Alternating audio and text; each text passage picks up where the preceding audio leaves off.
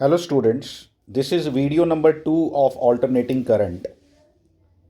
Introduction, this is just a introduction. मैं अभी आपको ना इस चैप्टर के बारे में जितना बेसिक्स है ना वो सब इस वीडियो के अंदर कवर करने वाला हूँ, इसलिए इसको बहुत अच्छे से सुनना। बहुत इंटरेस्टिंग चैप्टर है ये, मैथमेटिकल ज़्यादा है, ठीक है, इसलिए ज़रा इस चीज़ के अच्छे से अंडरस्टैंडिंग डेवलप करेंगे हम। पहली बात जो मैं आपसे करने वाला हूँ वो ये है कि आरएमएस वैल्यू हमने फाइंड करना सीखी। एवरेज के बारे में समझ आता है कि एवरेज हम क्यों फाइंड कर रहे हैं। फाइन, एवरेज इसकी कितना चार्ज सर्किट में से पास करेगा, ठीक है, वो हमने कैलकुलेट करना था। एवरेज वैल्यू हमने कैलकुलेट कर ली फॉर दैट। लेकिन अब हम बात करने वाले हैं कि आरएमएस वैल्यू क्यों कैलकुलेट की। व्हाट इज दिस स्क्वायर लो, फिर मीन लो, फिर रूट लो, and we call it RMS value. उसकी क्या इंपॉर्टेंस है उसको मैं आपको समझाने लगा हूँ। The first and the foremost thing कि आप कोई भी अप्लायंस अपने घर में लाते हो या आप अपने घर में बोलते हो मेरे घर में इस समय 220 वोल्टेज है, लेकिन अभी तो मैं बोल रहा था कि हमारे घर में सप्लाई तो ऐसी आती है, सप्लाई तो ऐसे आती है, लेकिन लिखते क्या है उसको 220 वोल्ट। आप बोलते हो 220 volt, 200 volt, what ever you से। तो आप तो कांस्टेंट वैल्यू की बात करते हो, यहां पे तो ये तो वेरिएबल दिखाई दे रहा है सामने सामने। तो पहली इंपॉर्टेंट बात कि ये जो 220 हम बोलते हैं ये क्या है, this is RMS value, this is RMS value, ठीक है, ये भी समझ आ गई। दूसरी बात ये कि भाई हमारे घर में जो ये एक्चुअल वोल्टेज आती है फिर इसकी इक्वेशन क्या है, हमें हमारे अच्छे से पता है कि इक्वेशन कैसे लिखी जाती है वोल्टेज या करंट की। एसी में करंट और वोल्टेज दोनों सेम शेप होती है, उसके ऊपर भी हम बात करने वाले हैं, लेकिन करंट और वोल्टेज की दोनों की सेम शेप होती है। फॉर द टाइम बिंग याद रख लो कि आपके घर में जो वोल्टेज, आपके घर में जो आपको गवर्नमेंट ने प्रोवाइड की है वो वोल्टेज दी है।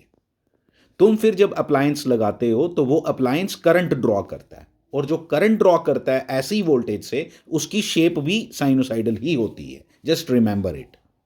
करंट गवर्नमेंट नहीं दे रही, गवर्नमेंट देती है आपको voltage, electrical power at some voltage, and that voltage is 220 volt, 220 volt RMS.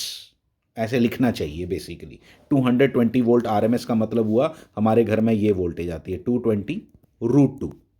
क्यों भाई √2 कहाँ से आ गया? क्योंकि मुझे मालूम है मेरी इक्वेशन होती है V M sine omega T, V M sine omega T. अभी तक साइन ओमेगा टी रखो, फिर मैं एक और बात आपको बताऊंगा थोड़ी देर में।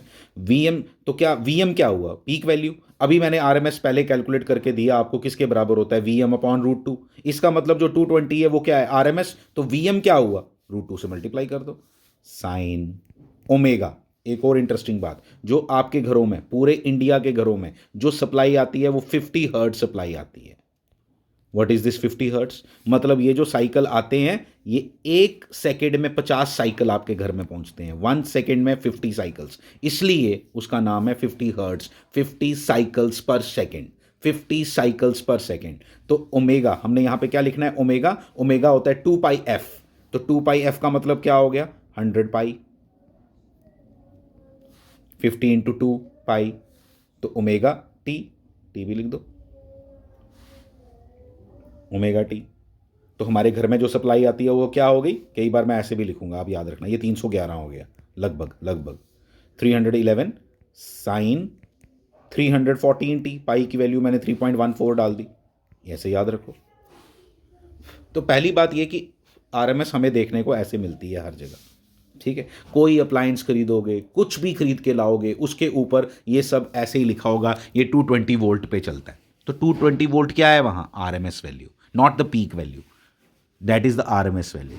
वेरी इंपॉर्टेंट, अपने दिमाग में बिल्कुल बिठा के रखना है। और आरएमएस वैल्यू की जो हम बात करते हैं ना कि आरएमएस वैल्यू क्या होती है, इसको ज़रा अच्छे से अंडरस्टैंड करना। कंसेप्चुअली इसका क्या मतलब है कैलकुलेट करना आपने सीख लिया। मैंने आपको बता दिया कि आपके घर में जो वोल्टेज आती है वो 220 वोल्ट आरएमएस है। वो आरएमएस भी क्यों है उसका रीज़न भी बताऊंगा आपको कि वो 220 वोल्ट और क्यों नहीं कुछ बोलते, आप 220 वोल्ट ही क्यों बोलते हो, इसका रीज़न भी बता देता हूँ, अभी बता देता हूँ। देखो, हमने थोड़ी देर पहले गैल्वेनोमीटर पढ़ा था, फिर उसी से हमने एमीटर वोल्ट मीटर बनाए। जो आपका गैल्वेनोमीटर था उसकी जो डिफ्लेक्शन थी ना वो डायरेक्टली प्रोपोर्शनल टू करंट थी, और करंट की वो एवरेज वैल्यू होती है। जस्ट रिमेंबर इट, करंट की वो एवरेज वैल्यू है। अब एवरेज वैल्यू आपके घर में जो सप्लाई आ रही है उसकी एवरेज वैल्यू तो ज़ीरो है, तो यानी कि डिफ्लेक्शन क्या होगी उसकी, ज़ीरो। वो हमेशा एवरेज मेजर होता है, ये याद रखना। जो भी इंस्ट्रूमेंट होता है ये जर्नली क्या मेजर करते हैं, ये इंस्टेंटेनियस वैल्यू मेजर नहीं कर सकते, they always major average value. ठीक है, तो एवरेज वैल्यू मेजर करते हैं, तो इसलिए एवरेज वैल्यू क्या आई आपके इस साइनोसाइडल वेव फॉर्म की, एवरेज क्या है इसका, ज़ीरो। तो इसका एवरेज अगर ज़ीरो है तो वो थीटा डिफ्लेक्शन देगा ही नहीं। इसलिए एसी वैल्यूज़ को मेजर करने के लिए एक नए तरह के इंस्ट्रूमेंट बनाए गए जिसको हॉट वायर इंस्ट्रूमेंट भी कहा जाता है। और भी बड़े हैं, लेकिन एक हॉट वायर इंस्ट्रूमेंट होते हैं जो वायर की हीटिंग पे डिपेंड करते हैं। आपको नहीं पढ़ना है, वो बिल्कुल नहीं पढ़ना है। आपने सिर्फ याद रखना है कि जो हॉट वायर इंस्ट्रूमेंट्स हैं इनकी जो डिफ्लेक्शन होती है वो आई स्क्वेयर पे डिपेंड करती है। किस पे, आई स्क्वेयर। और किस पे, सुनो, आई स्क्वेयर एवरेज तो होगा ही होगा, तो क्या बन गया ये, मीन स्क्वेयर। ये क्या बन गया, मीन स्क्वेयर। लेकिन मीन स्क्वेयर जब आप बोलोगे डिफ्लेक्शन किस पे डिपेंड करती है, मैं बोलूँगा 10, मैंने 10 एम्पियर करंट पास की, लेकिन 10 नहीं, वो 10 के स्क्वेयर पे उसका आंसर देता है, यानी कि 100 एम्पियर स्क्वेयर का आंसर देता है। मतलब मैंने 10 एम्पियर करंट पास की, जो लेकिन डिफ्लेक्शन आएगी वो किस पे आएगी, स्क्वेयर पे। तो कितने पे डिफ्लेक्शन देगा वो, 100 एम्पियर स्क्वेयर पे। लेकिन मैं तो मेजर करना चाहता हूँ 10, तो इसलिए लास्ट में उसका रूट भी लेना पड़ता है हमें। जब उसका स्केल बनाएंगे तो उसका रूट लेके स्केल दिखाएंगे। डिफ्लेक्शन तो स्क्वायर टाइम्स पे देता है, डिफ्लेक्शन तो वो स्क्वायर टाइम्स पे देता है, लेकिन आपको उसका रूट लेना पड़ता है। Same is the condition with the spring balance. Spring balance weight measure करता है, लेकिन अगर उससे मास मेजर करवाना चाहते हो तो आपको 10 से डिवाइड करना पड़ता है, जी से डिवाइड करके स्केल दिखाना पड़ता है। मेजर वो वेट ही कर रहा है, मेजर आपकी फोर्स ही कर रहा है कि जो ग्रेविटेशनल फोर्स आप पे लग रही है, लेकिन बेसिकली उसको कन्वर्ट किया जाता है फिर 10 से डिवाइड करके, क्योंकि आप इंटरेस्टेड हो केजीज में, अपना मास देखने में, अपना वेट देखना चाहते हो केजीज में, लेकिन वो न्यूटन में डिफ्लेक्शन देता है। डिफ्लेक्शन वो न्यूटन के अकॉर्डिंग देता है, लेकिन हम उसको जी से डिवाइड करके उसको केजीज में अपने अकॉर्डिंग कन्वर्ट कर लेते हैं। Similar is the condition. थोड़ी सी बात याद रखो, ये वाली जो मैं बता रहा हूँ, this is very very interesting concept जो मैं आपको बताया, कि जो नॉर्मल इंस्ट्रूमेंट्स थे वो आपकी करंट और वोल्टेज को मेजर नहीं कर सकते, एसी करंट और एसी वोल्टेज को, क्योंकि इनकी दोनों की एवरेज वैल्यू क्या होती है, ज़ीरो। और एवरेज वैल्यू ज़ीरो हो गई तो वो नॉर्मल इंस्ट्रूमेंट जो डीसी वैल्यू मेजर कर सकता था, अगर वो आपने इसके लिए लगा दिया तो उसकी डिफ्लेक्शन क्या आएगी, ज़ीरो। दैट मीन्स कि अगर आपको एसी को मेजर करना है तो you need another type of instruments, one of them are based on hot wire concept. और हॉट वायर कॉन्सेप्ट पे जो बेस्ड है उनको बोलते हैं hot wire ammeters and volt meters. वो जो उनकी जो डिफ्लेक्शन है वो स्क्वायर ऑफ द करंट पे डिपेंड करती है। तो स्क्वायर ऑफ द करंट का मतलब हो गया आई स्क्वायर का एवरेज, एवरेज तो है ही है ना, तो आई स्क्वायर एवरेज, तो आई स्क्वायर एवरेज हो गया मीन स्क्वायर। लेकिन जो आंसर आएगा, तो लेकिन जो मुझे दिखाई देना चाहिए वो तो आंसर एम्पियर में दिखाना चाहिए, तो एम्पियर स्क्वायर आ रही है डिफ्लेक्शन, तो इसलिए फिर लास्ट में जो स्केल लगाया जाता है, मुझे जो पॉइंटर दिखाई देना चाहिए वो तो एम्पियर मेजर करना चाहिए। That is why we take root for that. वो रूट हम मैनुअली लेते हैं, वो आपका इंस्ट्रूमेंट नहीं लेगा, वो जो स्केल उसके ऊपर बनाएगा वो उसका रूट लेके आपको स्केल बना के देगा, और जब आपकी जो करंट होगी वो रूट लेके आपको नज़र आएगी। ये this is one of the concept. इसलिए जो आप अपने घर में जो 220 वोल्ट क्यों बोलते हो, क्योंकि पीक वैल्यू मेजर करने के लिए भी मेरे पास कोई इंस्ट्रूमेंट नहीं है। मेरे पास जो इंस्ट्रूमेंट है वो सिर्फ क्या मेजर कर सकता है, RMS value. That is why जो भी अप्लायंस आप देखोगे, जो भी वोल्टेज आप देखोगे, जहां कहीं पे भी देखोगे, वो हमेशा क्या लिखेगा, आरएमएस वैल्यू। क्यों आरएमएस वैल्यू? कि अभी अगर आप देखो, अभी मैं आपको एक सिंपल एग्जांपल देता हूं। आपके घर में बहुत से सॉकेट होंगे जहां पे आप अपनी प्रेस को कनेक्ट करते होगे, जहां पे आप अपने माइक्रोवेव को कनेक्ट करते होगे। अगर उस उधर मैं एक वोल्ट मीटर लगाऊं और वोल्टेज मेजर करूं, लेकिन पहली मार्केट से तुम वोल्ट मीटर कौन सा खरीद के लाओगे, कौन सा लाओगे, जो एसी को मेजर करने की कैपेबिलिटी रखता हो। एसी को मेजर करने की जो कैपेबिलिटी रखते हैं उनकी डिफ्लेक्शन किस पे डिपेंड करती है, आई स्क्वायर पे। दैट मीन्स कि जब वो मेजर करेगा वो आपको आंसर क्या देगा, आरएमएस। तो तुम क्या देखोगे वहां पे, 220 वोल्ट। तो 220 वोल्ट तुम्हें पता चल जाएगा ये जो इंस्ट्रूमेंट मैंने लगाया जो ये मेजर कर रहा है वो तो आरएमएस वैल्यू देता है। तो इसलिए सारी दुनिया आरएमएस में ही डील करती है। And very easily we can convert that RMS to peak value, very easily we can convert that RMS to the equation of the form अभी जो मैंने आपको दिखाई, 220√2 साइन 314t। क्योंकि जो हर्ट्स हैं वो हमें पता है, मैंने बोला ना वो पूरी इंडिया में 50 हर्ट्स है। इंडिया में कहीं पे भी 50 हर्ट्स के अलावा कोई सप्लाई नहीं चलती। अमेरिका में 60 हर्ट्स चलती है।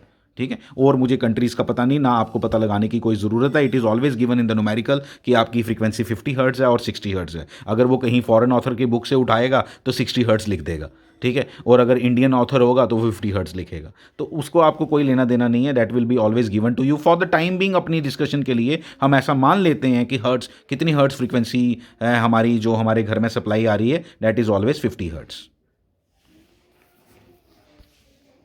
एक और आरएमएस वैल्यू से लेके कॉन्सेप्ट जो बुक्स डेफिनेशन लिखती हैं, ये मैंने आपको कॉन्सेप्ट, जर्नल कॉन्सेप्ट दिया इंस्ट्रूमेंट्स वाला। एक बुक जो कॉन्सेप्ट लिखती है वो ये है, ध्यान देना, कि अगर एक रजिस्टर हो, उस रजिस्टर में से मैं एक करंट पास कर रहा हूं, आईटी, साइनोसाइडल करंट, मतलब कौन सी वाली, I am sine omega T, I am sine omega T मैं करंट पास कर रहा हूं।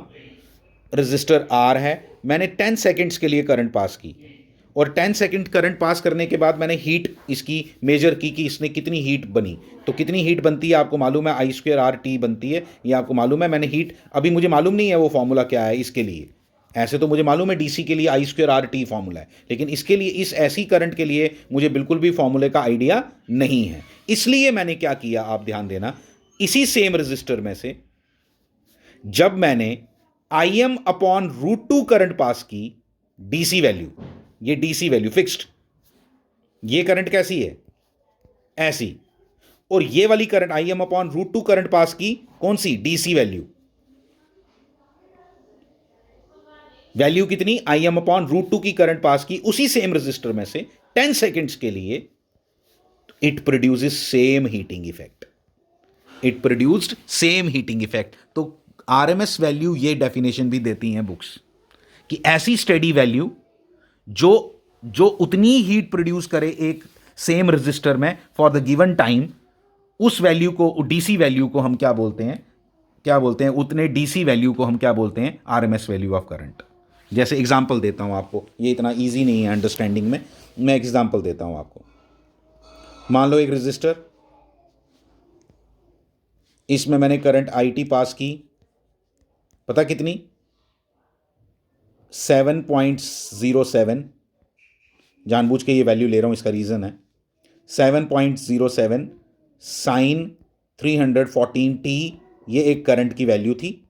हमें मालूम है साइनोसाइडल तो ऐसी ही होती है भाई, साइनोसाइडल तो है ही ऐसी, ठीक है, साइनोसाइडल तो बिल्कुल ऐसी ही है। तो ये करंट हमने जब पास की तो हीट प्रोड्यूस हुई, हमने 10 सेकेंड्स के लिए पास की तो कुछ हीट प्रोड्यूस हुई, मान लो 100 जूल्स, कितनी, मान लो 100 जूल्स हीट प्रोड्यूस हुई इस रजिस्टर में।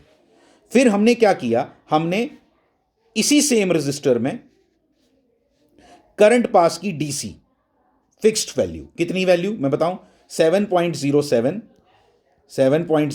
Divided by root two, divided by root two, तो इतनी करंट पास की है। 7.07 डिवाइडेड बाय रूट टू कितना होगा, 7.07 डिवाइडेड बाय रूट टू मतलब डिवाइड किया किसके साथ, 1.414 के साथ, 1.414 के साथ। ये इसका शायद डबल है, नहीं डबल नहीं है, मैंने वैल्यू गलत ले ली अपनी तरफ से, मैंने सोचा मैंने तगड़ी वैल्यू ली कोई, लेकिन गड़बड़ कर दी मैंने, कोई बात नहीं। ये देखो ध्यान से, मैं आपको बताता हूँ, मैं आपको बताऊँ एक चीज़, तो इसको 10 से अगर मैं मल्टीप्लाई करूँ ना डिनोमिनेटर को, कैलकुलेशन सिखा रहा हूँ, वैसे मैटर नहीं करता वो, लेकिन तब भी बता रहा हूँ आपको, इसको अगर 10 से मल्टीप्लाई करूँ डिनोमिनेटर को तो ये क्या बन जाएगा, तो 10 से अगर इसको मल्टीप्लाई करोगे तो उसको भी 10 से मल्टीप्लाई करोगे न्यूमरेटर को, इसका आंसर कितना आएगा देख लेता हूँ एक मिनट में।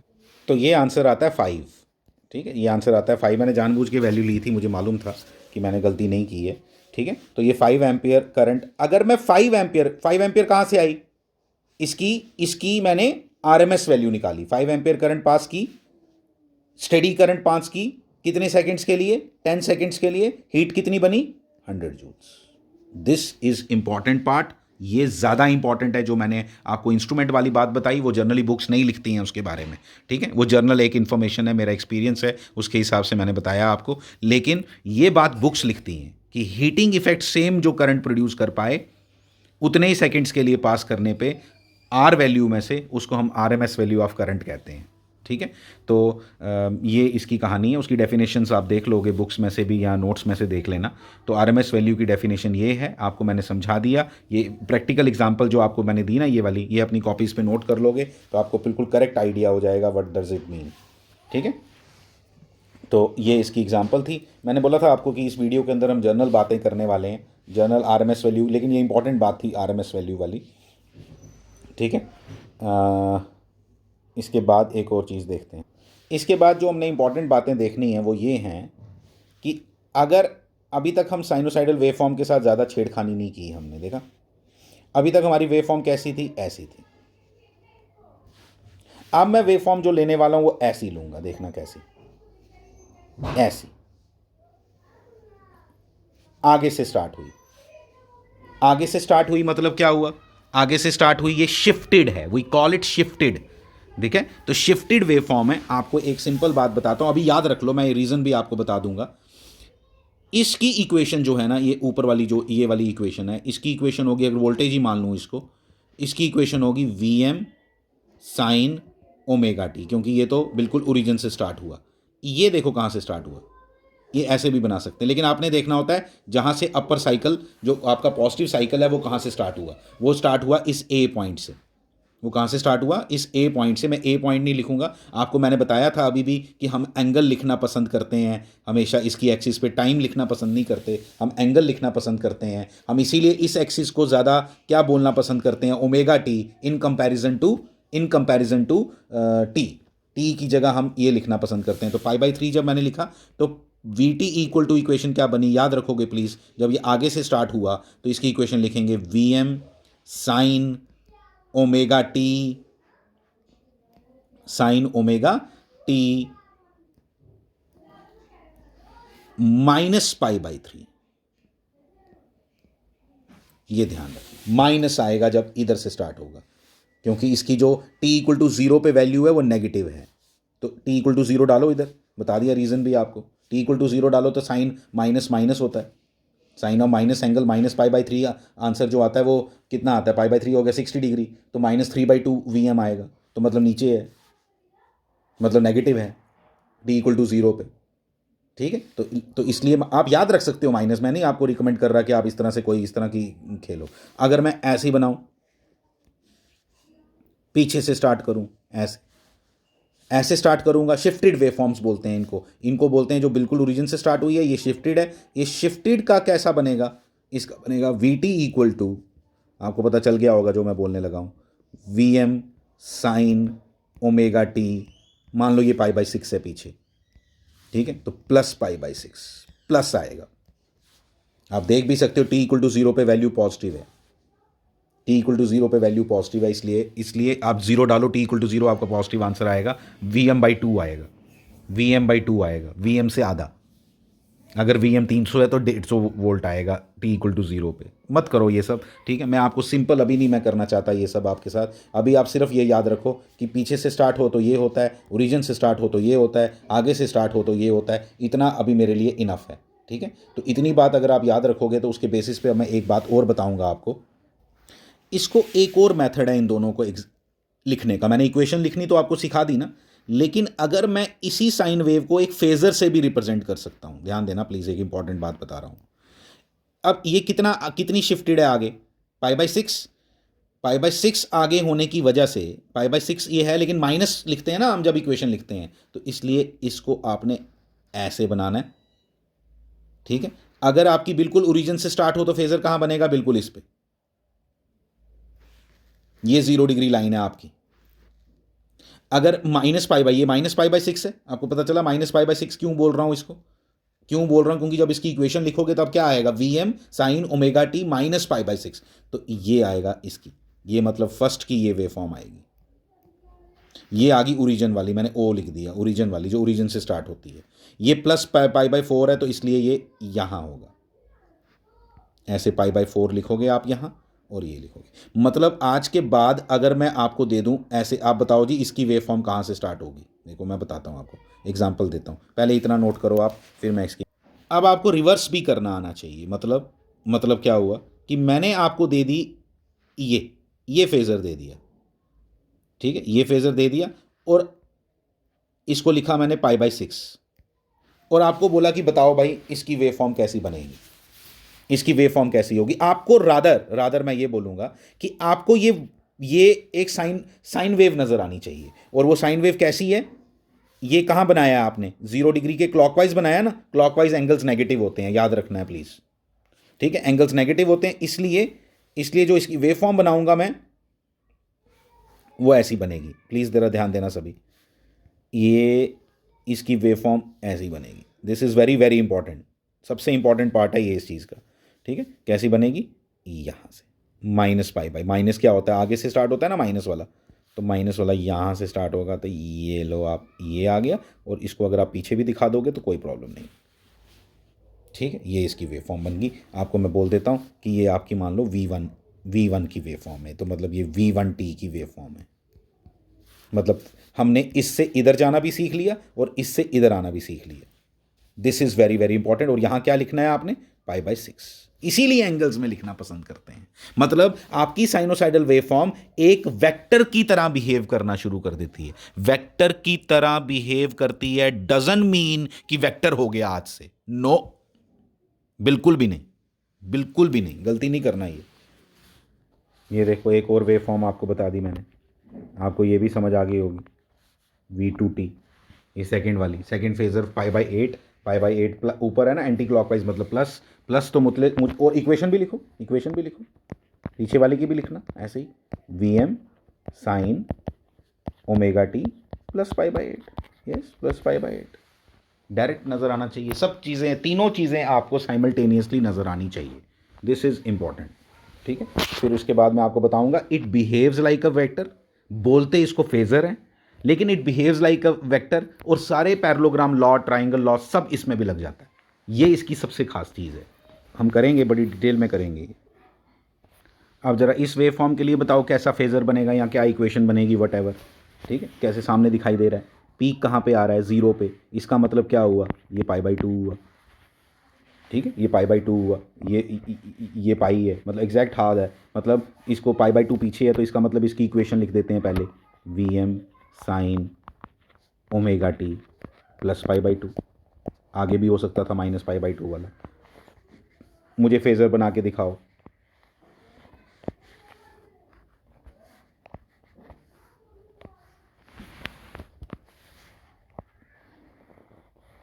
ये लो फेजर, ये इसका फेजर बना दिया, 90 डिग्री एंटी क्लॉकवाइज बनाया। ये हमेशा 0 डिग्री लाइन है, 0 डिग्री लाइन नहीं चेंज होगी कभी भी। और भी प्रैक्टिस करेंगे इस पर। ये आपका V3 एग्जाम्पल आ गई, तीसरी एग्जाम्पल दी इसलिए मैंने नाम V3 लिख दिया। V3t लिखो, V3t लिखो इसको, ठीक है। तो ये इक्वेशंस आ गई। ये इस तरह से हमने सब करना है। ये इधर V3t लिखना, उधर नहीं, इधर V3t लिखना, ये V3t with respect to t, ठीक है। ये आपके ग्राफ्स बन रहे हैं, ये सब चीज़ें बनाओ। ये जस्ट एक इंट्रोडक्टरी लेक्चर था जिसमें मैंने आपको ये बता दिया कि इसके अंदर क्या क्या एक्सपेक्टेड है, जर्नल चीज़ें आपको बता दी। इंपॉर्टेंट लेक्चर था, जर्नल लिख लेना है अपने पास अपनी लैंग्वेज में जो मैंने आपको बताया। उसके बाद अब हम थोड़ा एग्जामिनेशन पॉइंट ऑफ व्यू से आ जाएंगे नेक्स्ट वीडियोज़ में। Thank you.